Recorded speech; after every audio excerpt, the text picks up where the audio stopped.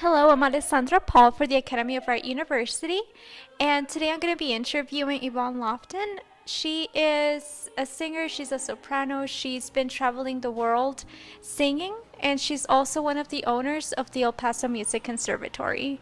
Thank you You're for being welcome. here You're today. welcome. I was going to ask you, how many years have you been doing this for?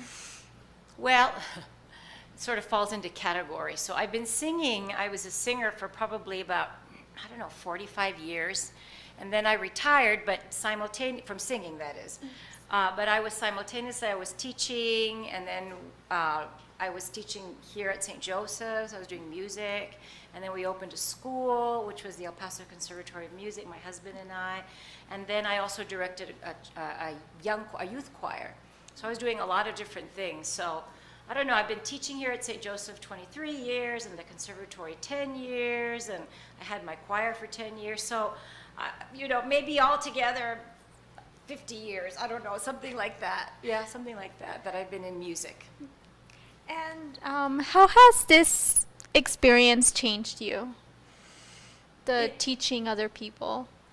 I think if I were going to compare it to singing, I think I would say I love it even more because rather than it being an internalized, process when you sing and you create, and then there's the applause, and that's lovely. But here you just affect other lives, and I think you see on down the line how that has changed their lives, and that's just ultimately much more rewarding. So I have to say that it's the most rewarding experience to share your love of music with someone.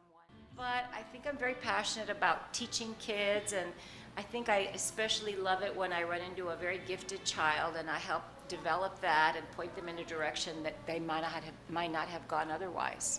So that's very, very rewarding.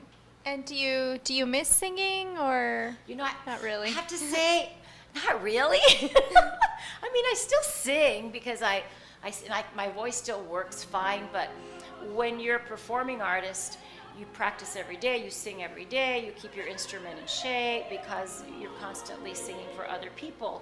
But now it's important to keep your instrument working so that you can demonstrate. And I still love singing when I do, although it probably doesn't work the same way. It's not as on tap because I'm not constantly, my voice isn't in shape. But I still love singing, but mainly just to instruct when I'm teaching. Now, can you tell me a little bit about your music conservatory? Yes, my husband and I started it about 10 years ago, and we began with just a few students. We felt a need to provide an atmosphere for kids who are really serious about wanting to be in music, and giving them the tools, teaching them theory and sight reading and to sing in different languages to put them ahead because it is such a competitive field.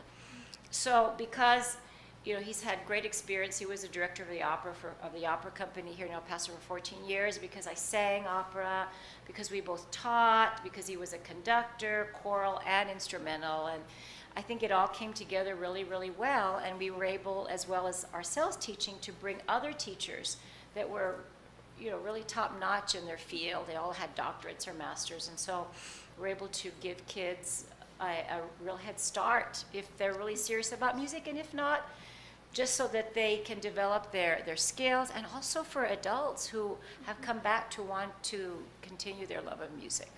Since the music industry is so tough right now, what tips do you have for musicians nowadays, or somebody that wants to break in?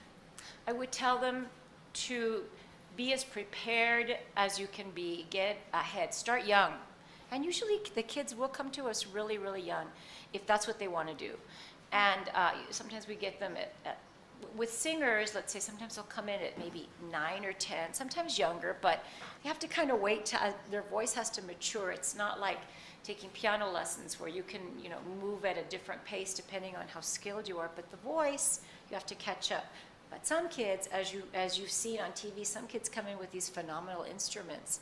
So I love teaching them, awakening that love in them, but also the skill and pointing them in the right direction. And so that's really gratifying to set kids on their path that they probably would not have ordinarily gone had you not happened to come in their life at that point in time.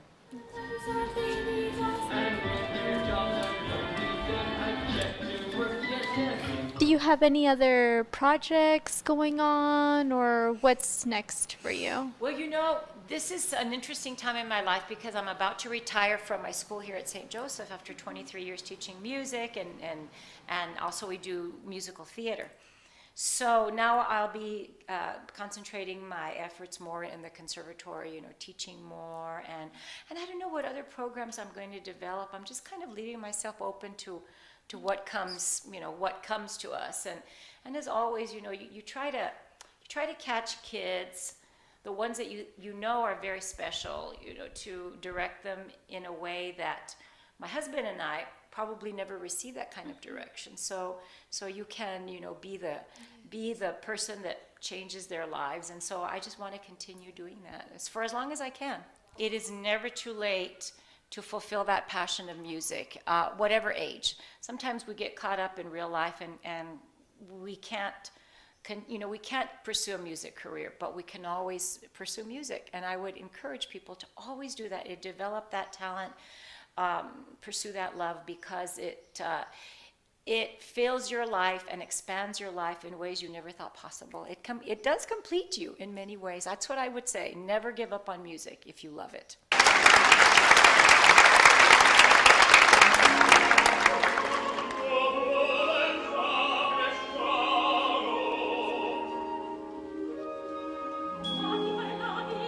I'm Alessandra Paul for the Academy of Art University's KArt News.